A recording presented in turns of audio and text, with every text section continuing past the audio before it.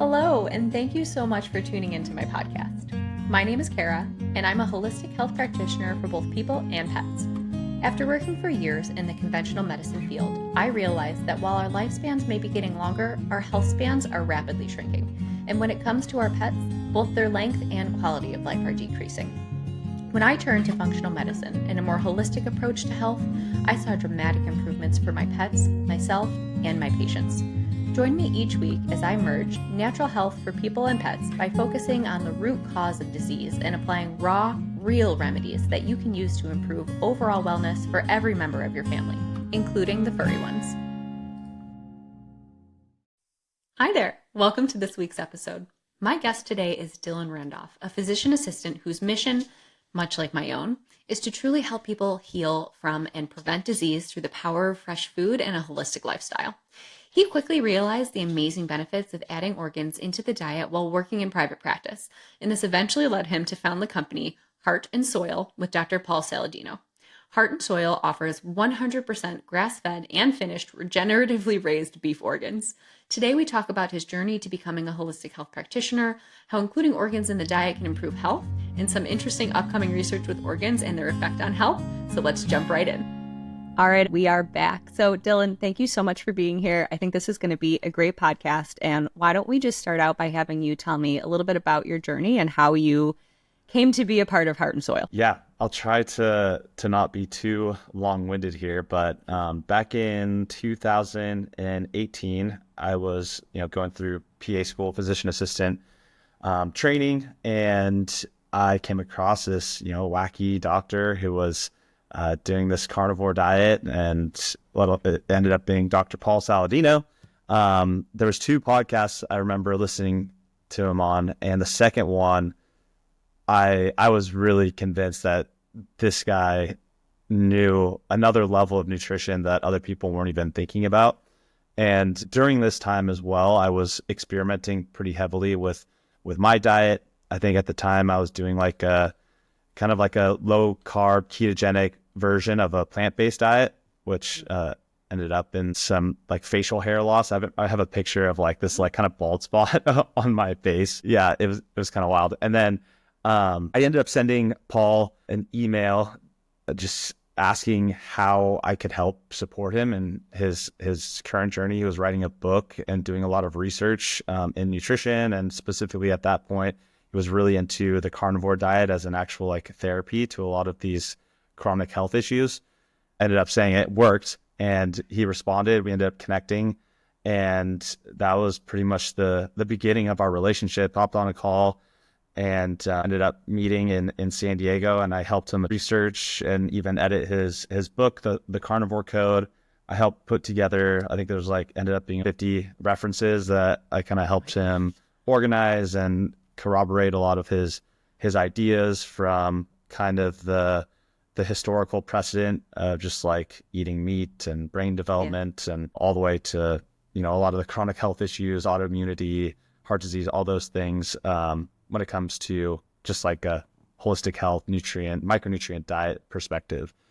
And after that, I ended up graduating PA school, passing my licensing exam, and then I essentially moved to San Diego because that was my dream spot to live, and he had moved there a few months prior, and I was looking for a job at that point, like an urgent care or ER setting. Luckily, Paul at the time started having a lot of like extra clients in his virtual health practice, so I didn't have to go into the conventional medical realm, and I ended up basically turning into like a full-time virtual health practitioner. And that's kind of where everything changed for me, because in medicine, going from like EMS as not a medic, but EMT, and then working in the emergency room as an ER tech, and then going through PA school, I mean, you just see a lot of disease that seems to like never improve, even with the proper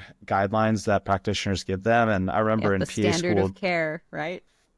Yeah. And I remember in PA school pretty vividly, I always go back to this experience or this, scenario where I was helping a patient. She was probably around 46, 48 years old, didn't really look that way, obese, was on like 14 different medications, and you're trained to look over their blood markers and essentially, if it's warranted, change their medication. And I just remember sitting there and I'm just like, at what point is this medication supposed to be doing its job, right? Like, people are taking medications to manage their disease, but like at some level, it's like to help, it should be helping them in some way, shape, or form. And I just feel like we were missing the mark in terms of disease prevention, right? And it's like the amount of time you're spent on like managing the disease rather than talking about like how to prevent it or reverse it was, I mean, totally lopsided. I mean, most of the time there wasn't any even discussion on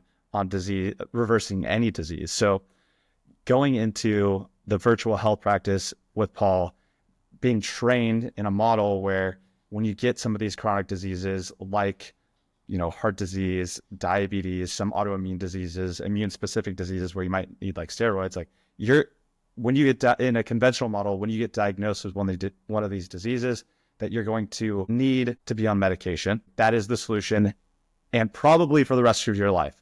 And you probably will need more, which that never really sat right with me. And I still feel today very grateful to have crossed paths with Dr. Paul Saladino and join his virtual health practice, where we're literally treating people with these diseases that I was taught were never going to be reversed, that people needed more medications on, and seeing the complete opposite just by focusing on a micronutrient rich diet. And a lot of those people did like a therapeutic carnivore diet. I don't necessarily think that's completely necessary at this point anymore, but I do believe focusing on micronutrient rich foods, eliminating most of the processed foods, all the, you know, highly ultra processed foods, because a lot of foods are processed and don't necessarily, just because something's processed doesn't necessarily make it bad. But the ultra processed foods, the highly industrialized ultra processed foods that contain the seed oils, the high fructose corn syrups that are nutrient deplete or fortified with synthetic vitamins, like those, getting rid of those foods and including these micronutrient rich foods that are only a single ingredient, can actually reverse disease or at least prevent disease from occurring. From there, you start to learn about the power of organs in the diet and how valuable they can be from a health promotion perspective.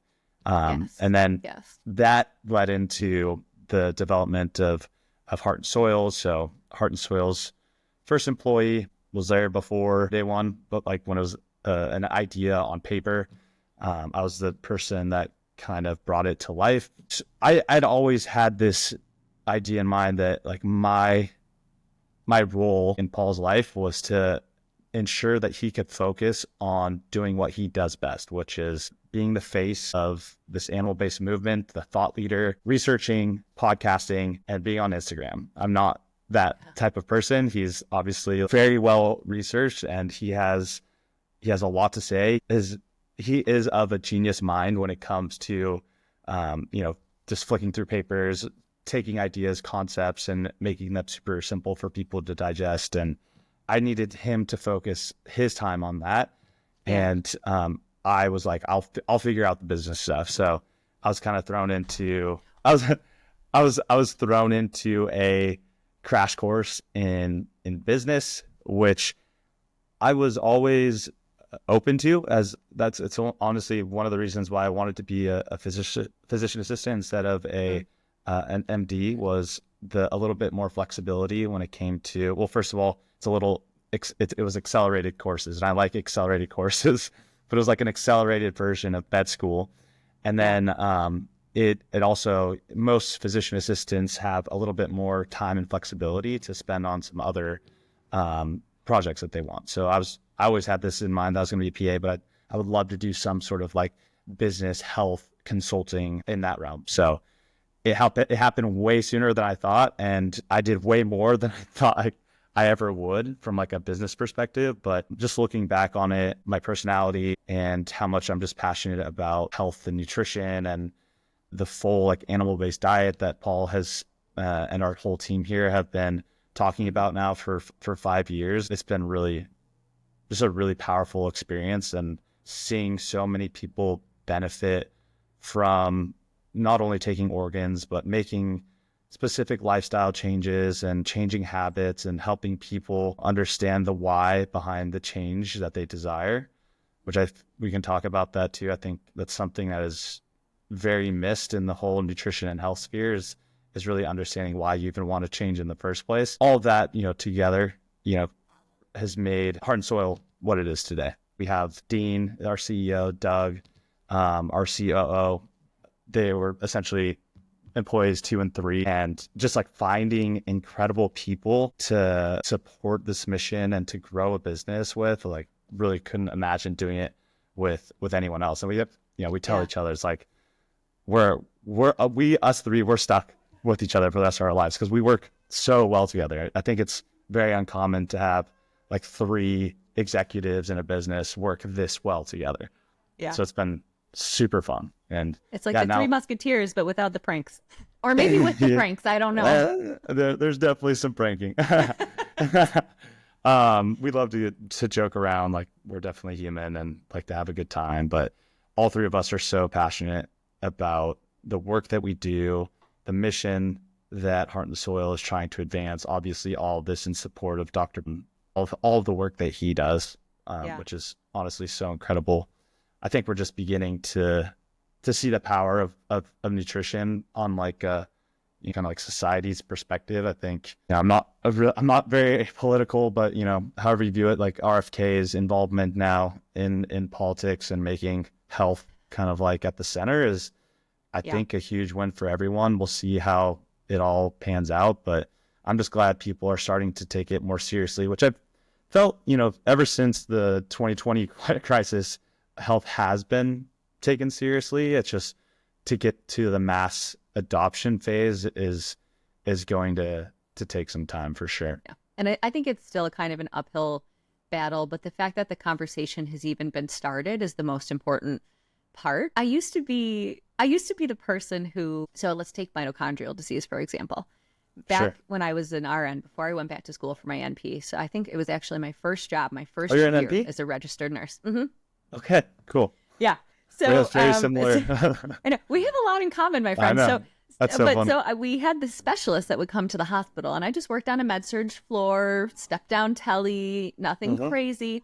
And we had this doctor who would come in, and he was a mitochondrial disease specialist. And we used to all joke that he was like he was a doctor of a fake problem. We would all joke about mitochondrial disease not being real. Oh my and gosh, just like we would also joke that fibromyalgia wasn't a real problem and things or like that, right? Or it's a psychotic disorder almost, right? Like there's it's more to people, And now, 12 years later, after I have almost completed my functional medicine certification, I'm actually going to be sitting for the exam in just a couple of months here. Just kick my cat out, sorry. Through the IFN? IFM, yeah. Yeah, I can't wait. I love it so much. It's completely changed my life.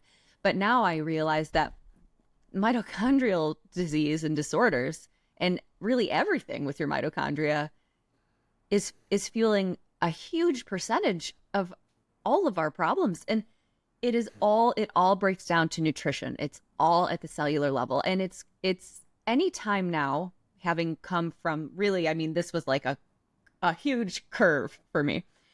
Now, anytime I hear somebody say, oh, that's not real. Oh, here comes, it's woo woo, or that's crazy, or, oh, it's a conspiracy. I immediately listen harder because those are probably the things that are actually real. And for whatever reason, we find a way to suppress that or minimize that in society. And it's usually because those things can't make people money. If you can't capitalize gain like the pharmaceutical industry can, or you can't patent herbs, you can't you can't make money off of them. And so that's kind of how we can now. Well, yeah, now we can, yeah. But even like taking it back to like the Rockefellers and the suppression of natural health and homeopathy, and I mean, things have really turned on their heads, and it's just, I don't know. But I also come from an emergency background, and almost my whole career has been critical care. I did ED nurse, and then I was an ED NP, and now I'm in the ICU, and I'm only going to be here for like another 4 months. I'm leaving California, moving back to Buffalo, New York, and my biggest desire is to not have to step foot into a hospital for a job again. I Oh, really, really want to just focus in on functional medicine. I expect that it will be virtual, yeah, since there are no functional medicine practices in Buffalo. yeah. Maybe one day, maybe I'll be the one that opens it up, but There's some here in Austin. yeah, There's some well, really cool ones here. What? yeah. I don't Yeah, think Texas is in my future. I'm ready to yeah. go home to my family and my friends, Gotcha, gotcha. Yeah, yeah, but yeah, functional medicine has really yeah. captivated me and it's completely changed my life. And it sounds like you really had that journey too. And I love how it comes full circle. It's one day you open your eyes and you go, everything I did before brought me here. And I'm so grateful that this journey landed me on this path, because however long it took to get there, however difficult it was, once you realize that it's what you're meant to do, it's just so freeing, but also really fulfilling. So I'm glad that I Yeah, finally found that. I just wish I it didn't take me a decade. I know. I know it does.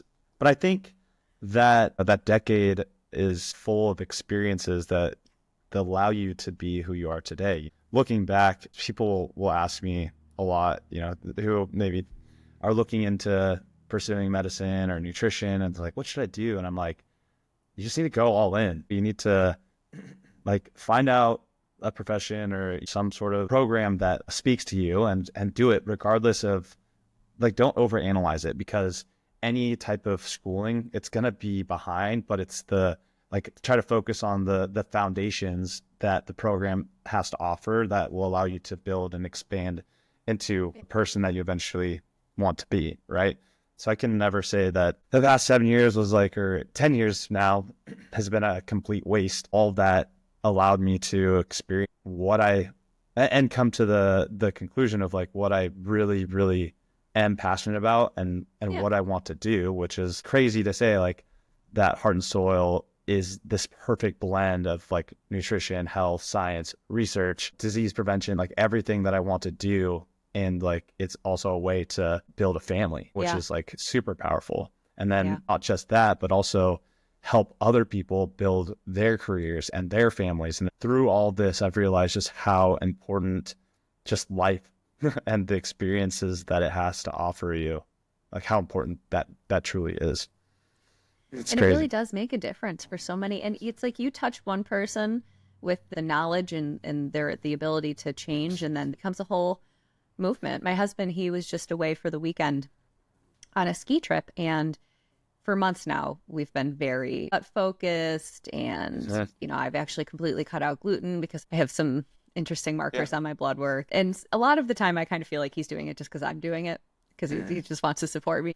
Well, he went away, he came back yesterday, and he was saying, you would be so proud of me when we were shopping for ourselves at the grocery store. I put the Pop Tarts back and I got a kombucha and all these things. And he said he was making fun of his brother for getting Pop Tarts, and he turned it over and was reading off all the different red dyes. And I was like, I'm so proud of you. So, Wow. Well, that's like, it's so key. And kind of going yeah. back to what I was talking about, like the understanding the reasons why people have changed, like why people change. Yeah. It's an idea that I was exposed to by John Maxwell. Have you heard of John Maxwell? John Oh, that Maxwell, sounds familiar. he's like a pretty prominent thought leader in the leadership community, Okay. and he's written, I think the 5 laws of leadership, the whole thing. But one of the things that he mentioned that has stuck with me is like the fundamental reasons why people change. Number one, um, when you hurt enough, you have to. Hmm. When you see enough, you're inspired to. When you learn enough, that you want to. And when you receive enough, that you're able to. And Okay. yeah, and That makes thinking sense. through those, for me, one of the main reasons why I changed was like that I, and hurt is different to anybody, but like my family, seeing my grandpa die from cancer, uncle die from cancer, my dad in 2021 died from cancer, and like going through those stages of hurt throughout my life is like, I want to be able to see not just my kids grow up, but I want to see my grandkids and even great grandkids. I want to be here as long as possible. I want to increase my health span. And just thinking about the reasons why I want to be healthy and anchoring my why in some of these like fundamental reasons of change is like, yeah, those life's experiences and understanding that I don't want anybody to hurt like I did, losing a family member from a disease that I now truly believe is preventable or even reversible. That fuels me every single day to help people understand why they want to change for themselves. And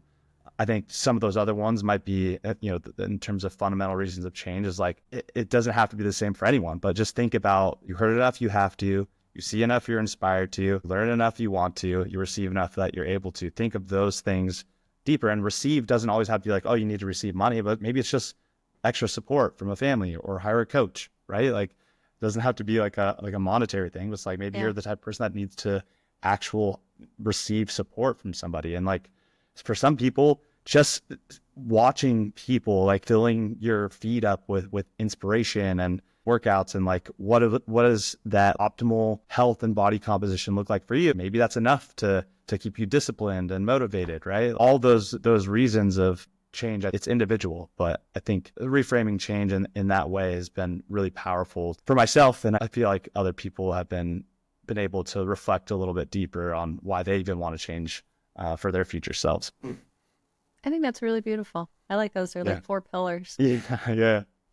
I know. It was when I heard that, I was like, dang, that's so powerful. And then it's also like, you're like, wow, I have control over this at some level. Yeah.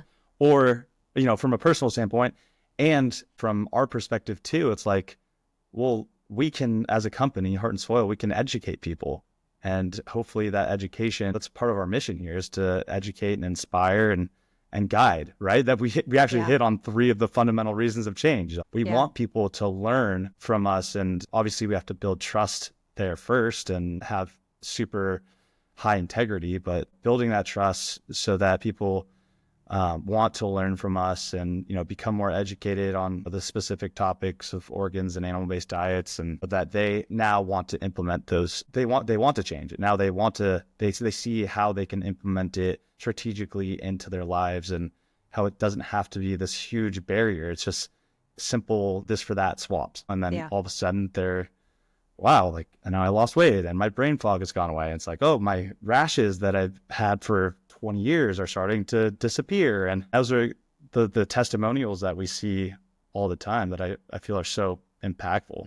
It's, here at Heart and Soil, every Wednesday, we have a wins meeting where the whole company gets together. We share top 3 wins from the past week. And then at the very end, we close with a 5-star review, and we read a review we have one person that kind of picks out a review that really stood out to them. And it's like, every Wednesday, the point of that is to be reminded that the people that we're serving, our customers, they are positively benefiting from everything that we do, which is super fun. So let's talk more about the company and the products. So sure. If you're watching, you see behind me, I have a couple of them. So the 2 that I have been using are the Mood and Brain, and then the Her package. Yeah. And the Mood and Brain I got because I've had a lot of brain fog lately, a lot of exhaustion. Part of that comes from working night shift for the last 6 months. I also think that I definitely have some nutritional deficiencies, and I've really been working hard on my diet. And I am a staunch believer that everybody should be incorporating organs into their diet. And I already believed this for our dogs and cats for the last 3 years since I became a canine nutritionist. So from the minute I've put the first plate of fresh food down in front of my dogs, I knew that first, this is how they're supposed to eat. It's species appropriate. Second, this is giving them all the things that they need that a bag of ultra processed crap cannot. And third, that it was going to bring them back to optimal health. And all of those things became true. Yeah. But it took me quite a while longer to realize that humans should also be incorporating these things into their diet. We talk about how organs are powerhouses, and I think I literally said that on a recent Instagram live that I did, where I was talking about a diet model that I actually recently came up with for dogs, which focuses on mitochondrial health and nutrition at the cellular level. And I don't know why it took me so long to come around to the thought that people really should be getting those powerhouses in their diet too. That being said, not everybody is going to grill up some liver and onions, right? So, and I have slowly started incorporating fresh organs when I make a stew. I think I made a turkey noodle soup a couple of weeks ago, and I had a whole turkey, and it was stuffed with the gizzards and the heart and stuff. So I took out the heart, I took out the liver, I diced it really small, threw it right in the crock pot with the broth. You would never know that it was in there, right? So there are ways that you can kind of sneak it in, but for people who are not trying to do that, or if you just want to do both, having it in a supplement form can be really helpful. And it Yeah. is not a bunch of processed filler, just organs. So tell us Yeah. why organs? Why are they so beneficial? Yeah. Man, it's a loaded question. We could It's a probably loaded talk for question, I know. a long time about it. I think one of the main problems, have you heard of the Oregon State University Linus Pauling Institute? They're kind of Yes. like really big into micronutrients. Well, they covered a survey. I think it was like 16,400 people, 4 years and older.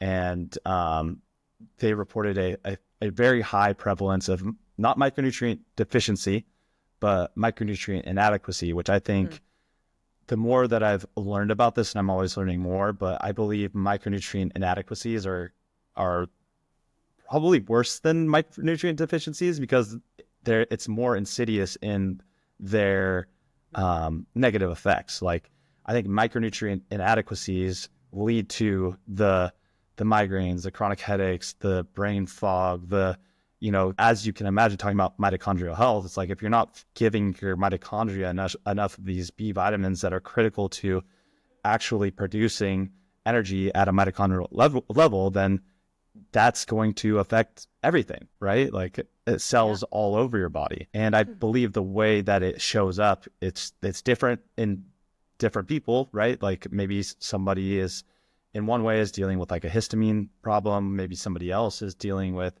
like I said, like a chronic migraines. Somebody else might be dealing with some autoimmune issue. But I think at a level is like people aren't getting enough micronutrients. And specifically, and I have the quote here, 94.3% of the US population do not meet their daily requirement for vitamin D, 88.5% for vitamin E, 52.2% for magnesium, 44% calcium, 43% vitamin A, 38% vitamin C, and 100% of the population had lower than the adequate intake for potassium, choline, and vitamin K. So these people essentially fall in the micronutrient inadequate spectrum, which is specifically defined as a nutrient that is less than the estimated average requirement. So estimated average requirement is a nutrient intake value that is estimated to meet the requirement of half the healthy individuals in a particular stage of life. So that's a lot of people not even getting to the EAR, which is just half the amount needed for a healthy population. So that's not even, the RDA is like 97%. So you can see how like these micronutrient inadequacies become a huge issue and nobody talks about them. So I believe that organs are a powerful tool to implement in any diet strategy that just helps you get more of these bioactive, bioidentical, bioavailable nutrition, right? So anything from liver, spleen, pancreas, etc., any organ from a ruminant animal, it doesn't necessarily have to be cattle, but they're going to contain a super dense source, more than muscle meat, of micronutrients. And that's why kind of like this nose to tail eating, I believe, is like super important because muscle meat is going to contain really important muscle promoting compounds to sustain your life, right? Protein is super important there. It's also going to have a ton of micronutrients. The collagen in animals from cartilage, bone, making bone broth, that helps offset some of the muscle meat. The organs are going to contain a ton of these micronutrients, vitamins, water soluble, fat soluble, all the amino acids. There's fatty acids that these organs contain, all of which go to support, build, repair, regenerate all the various tissues throughout the body. And I think what is super interesting about organs, and specifically raw or desiccated organs, is their ability to have like a tissue specific effect in the body. So a lot of people have at this point heard this theory out there called like supports like. And I'm really excited for this because one, we wrote a book, Inside Heart and Soil, that hasn't been released. We're trying to find a really good time to release it. But we had to translate from German to English a body of evidence supporting the like supports like notion. They used tissue extracts, like where they would actually make this, they called it like an organ pulp, and they would actually inject it into some animals and see that it actually had an organ specific effect. So there's animal trials with these tissue pulp extracts, but there's also a ton of clinical observations from researchers and MDs using freeze-dried organ material. And what they found is if you heat the organ, you will diminish its effects.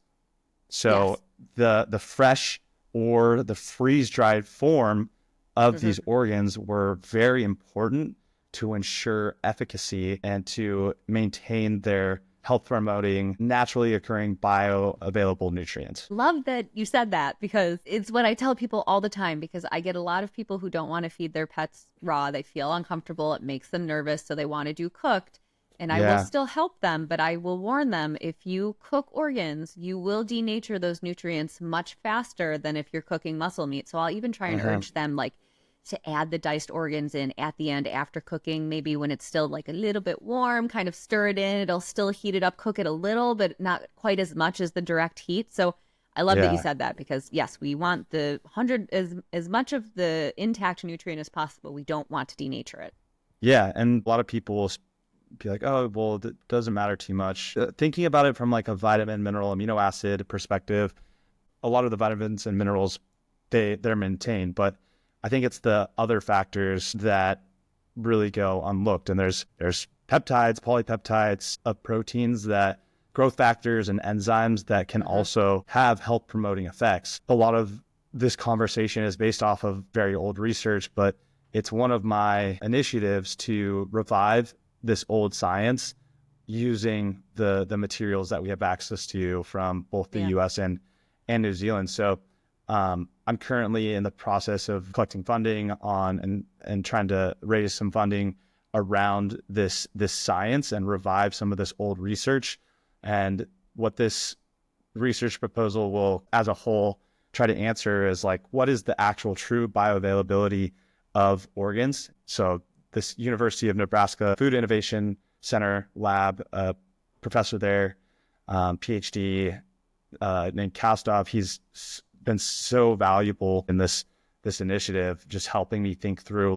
I want to design like a very high quality study that not only shows the bioavailability of these organs, but also what is the functional impact in specific tissues. So you can measure antioxidant activity, you can measure anti-inflammatory markers, you can measure cell proliferation and cell healing markers. And, building upon that, the final phase of the study will be to actually show if we use liver, how does that affect liver tissue? If we give heart, how does that affect liver tissue? How does that affect compared to a multivitamin? How does that compare to a plant-based alternative, right? So I'm really excited I'm hoping we can start this soon, at least within the next couple of months, and start reviving some of this old research, because I think it's very important, from not just like obviously there's the company bias in there, but this was old research that got literally lost in translation.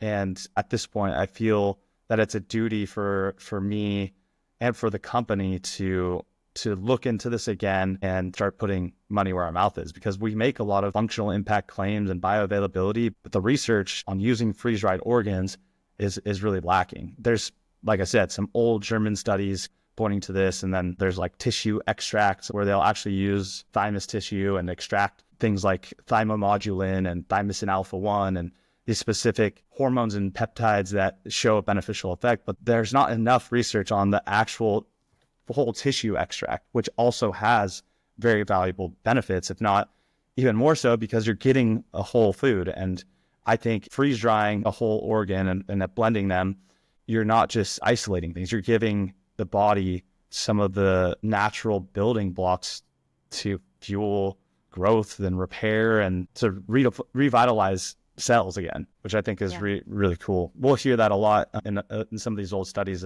It's like a revitalization effect that it has on specific organ tissue. That is so cool. I used to never be interested in research until I moved into the functional medicine realm. And since then, now I'm so interested in being able to conduct, even with my own patients, research and knowing what is actually affecting them and how does this change things, and wanting to know how does X plus Y lead to Z, but then looking for that information and realizing that it hasn't been done yet.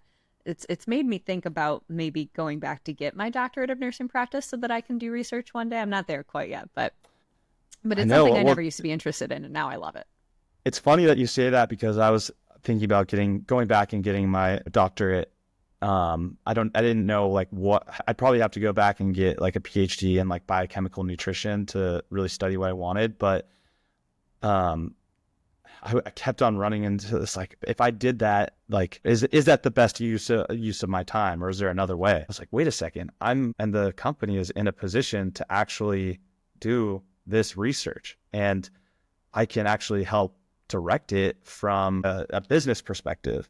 Yeah. And I can work with a PhD. I don't need to necessarily have the PhD title to do the research. And that's when light bulbs went off, and I was like, let's actually design a really, really, really good study using scientific integrity principles to ensure that what we produce is truthful and trustworthy.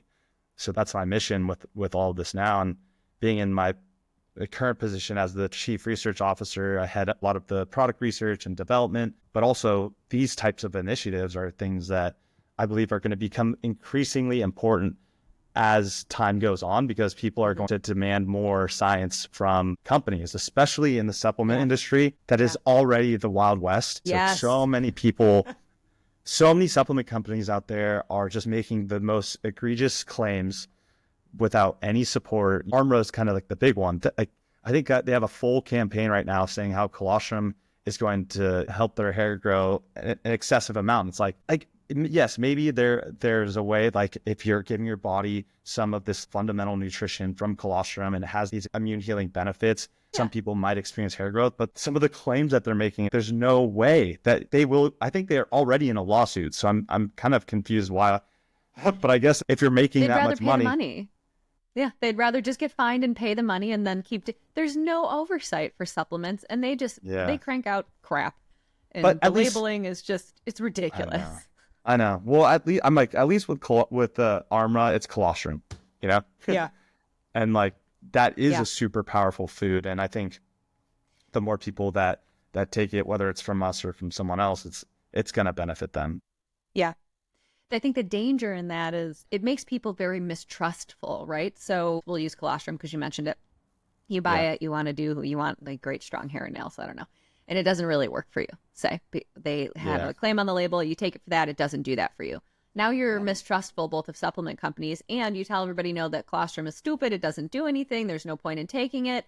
And it's like it kind of makes this wheel just spin. And if you weren't allowed to make BS claims, and if you had to even prove what's in your product, right? Like a lot of them don't have to prove that what they say or what they put on the bottle is actually in there. And so it makes it really difficult to find a good quality supplement. I'm actually going to be having somebody on later this month who has a course about how to choose a good supplement. She has an entire course about it because it's become such a problem. And and it's like supplements are the new, everybody wants to reach for a supplement, you know? I know. So, and that's why interesting.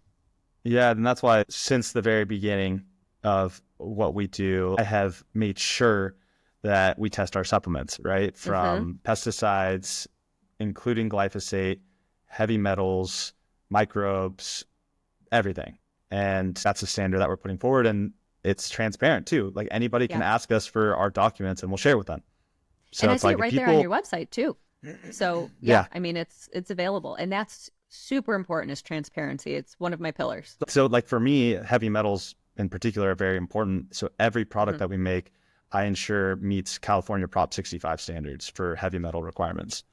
I want my child, I just had a baby in last July, and I want her to be able to take our supplements too. So I need to make it safe for my baby, selfishly, but I want everybody to benefit from this. And now we add one little capsule to her food every day, which is great. I love it. And for people who don't know, California Prop 65 are like, like the top standards. Other states can't ever meet them. Like it's the amount of things that have to have on their label. This does not meet Prop 65 standards is like egregious, the amount of things. So the fact that you're able to meet those is crazy. Well, I think California Prop 65 for lead is like less than 5 micrograms like per serving. That's acceptable. Or even less. I could be wrong there. But Yeah. for from a federal level, I think they allow up to 10 or maybe even 20 micrograms per serving of the product, Yeah. which is crazy. It's like that's a pretty big difference. People make up all these excuses on why Prop 65 for lead, California Prop 65 for lead, and other heavy metals are just kind of outrageous. But I'm like, why not? Why not try to Exactly. formulate and create the lowest heavy metal product that you possibly can? Yeah. Like, I why? would Why? I would like outrageous and safe, please. Give that to me. Thank you. Yeah, I know. Oh It's like, God. some of the plant stuff is a little bit hard. Like we're making a raw cacao animal-based protein powder. So, Mm. we're using like a fermented, sun-dried, like raw cacao to give it that like chocolatey flavor. But in our product, each serving is going to be far lower than the California Prop 65 standards, the way that we Hmm. formulated it. So it's like, Love it. why would we not do that? So speaking of standards, let's talk some more about. I know that we already talked about the heavy metal testing, and that you're very cautious about making sure that there's nothing in there that you don't want, and all of the things are in there that you do want. But let's really get down to the nitty gritty of. You guys have great standards, so I know right on the website it talks about the regenerative farming, and that is very important in terms of nutrient quality for the cows, which then, of course, means that the organs that you are offering and the other things, you have the colostrum and the suet, that just makes them really good quality. So, can you tell me a little bit more about that? How did you even land on that? Because regenerative farming is not easy. Yeah, no, I think regenerative farming, I think, should be the standard to all animal raising standards. Mm-hmm. Uh, to me, it's a very beautiful process to even understand. Like, I think animal husbandry and understanding how animals can actually give back to a healthy, diverse ecosystem and how they play a critical role in the environment that surrounds them is Yeah. it's often overlooked. And it's like plants need animals just as much as animals need plants, and even that animals need humans, right? If you are, raising cattle on a pasture, you need cattle to eat the grass, to pee, to poop. That helps sequester carbon into the ground. That's going to help produce a more diverse and healthy plant environment, right? And then Mm-hmm. if you remove the animals, like, well, what's feeding those plants? What's causing them to grow and be diverse? If you don't have people there to actually take care of the herd of cows, they might overproduce and then destroy the plants. There's Mm-hmm. so much interplay between kind of like regenerative agriculture and animal husbandry that people don't necessarily really think about. But from like a nutrient perspective, it is very interesting because I believe that the way that animals are raised in a stress-free environment, being able to graze on open pasture year round, being rotated through various sections of a plot of land, and then as they're moving, the plot of land behind them, after being peed, pooped on, trampled upon, starts to grow new life and plants. Mm-hmm. And I think all of that stuff is super valuable from a nutrient perspective. I don't know if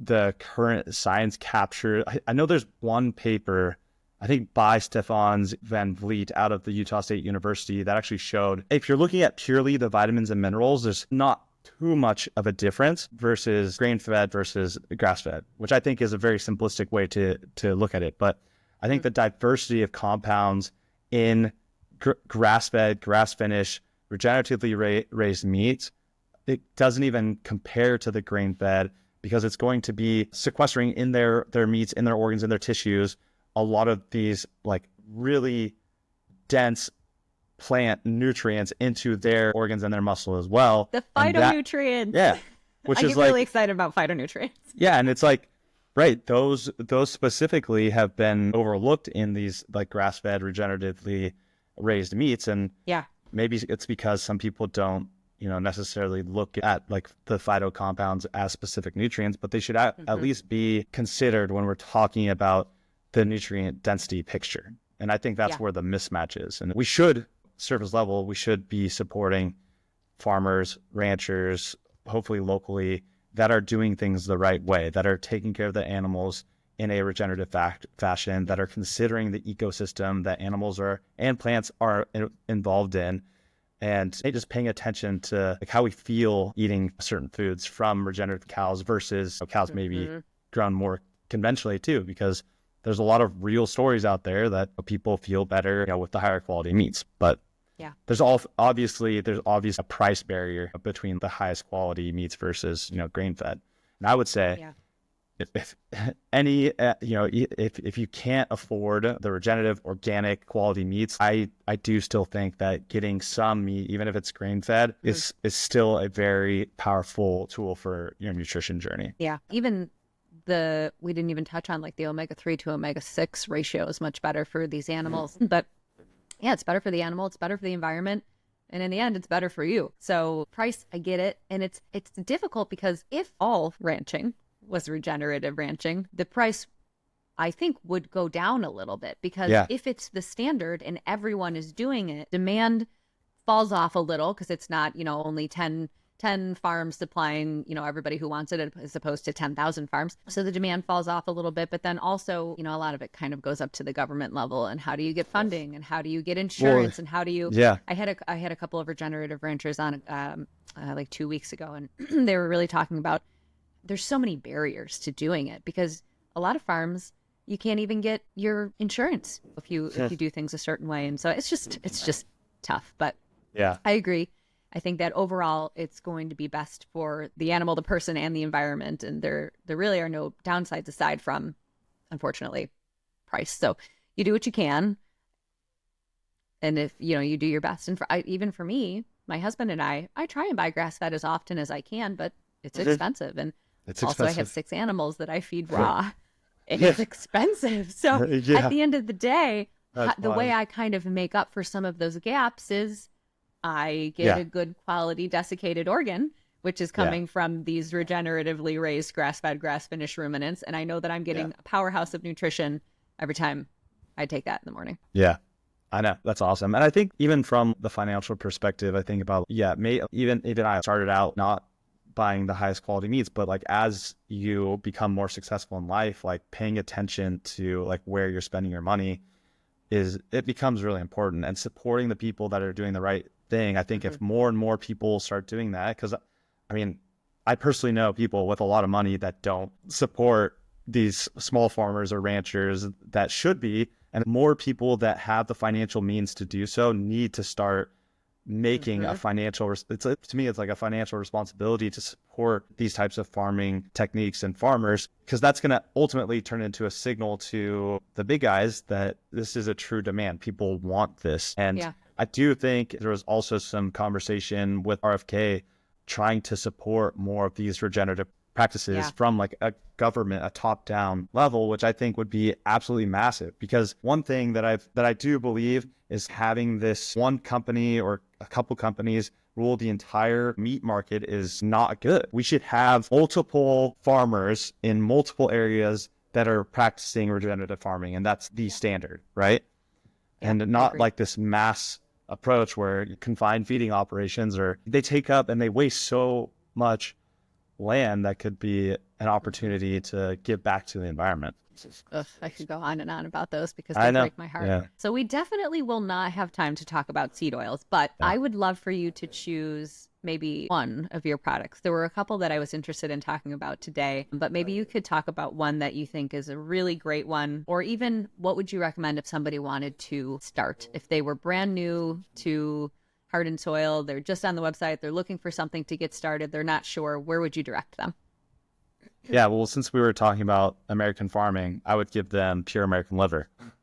It's just such a simple introductory product. Some people might get turned off at some of these like other organs that I believe provide unique benefit to the body. But if you could just be getting liver into your life, you're going to have a lot of great outcomes. I think pure American liver is one that like I actually feel when I take it from like an energy perspective. And I've noticed that, when I take it, I'm like more consistent, just like with energy. Not necessarily like a cracked out like caffeine, but I'm just like, oh, I feel good.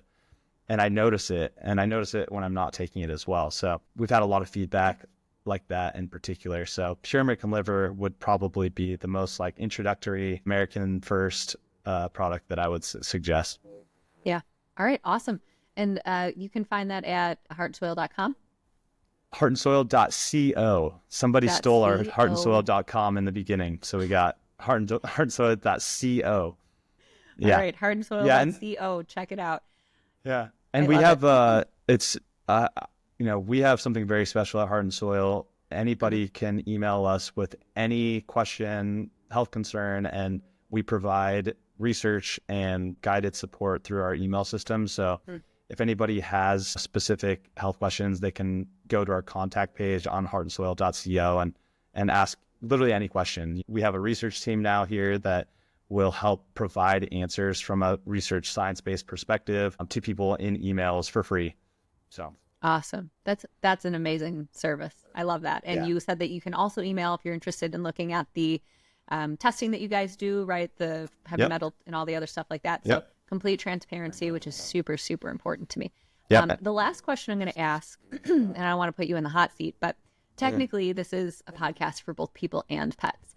Can dogs and cats take these human grade products? Yeah, I mean, they're graded for humans, so I think the standard's lower when it comes to dogs and cats. There's a lot of people, I mean, I believe we even have like a full response to educate people on how they could share their products with their pets. But I give my cats every morning a half a Pure American Liver capsule. I split it between both of them, so one capsule for two, and they love it. They love it. It's, I think, using something like Pure American Liver or beef organs, bone matrix for calcium and a whole bone complex, those can be really easy additions as like a food topper, awesome. especially if people are not doing the raw foods. I feed my cats all raw too, but if people aren't doing the raw foods, I think something like this is even more important because you're actually getting them a freeze-dried version of these organs that will just help support their health. Excellent. And we know that these are top quality organs. So if you're going to reach for something, if you're going to give an organ